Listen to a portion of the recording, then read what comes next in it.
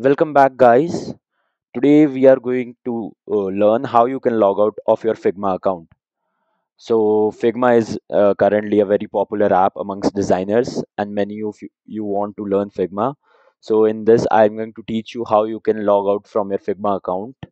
And so, for that, I will leave the instructions in the description box, and you can go and check it out from there. So, let's get jumping right into the video.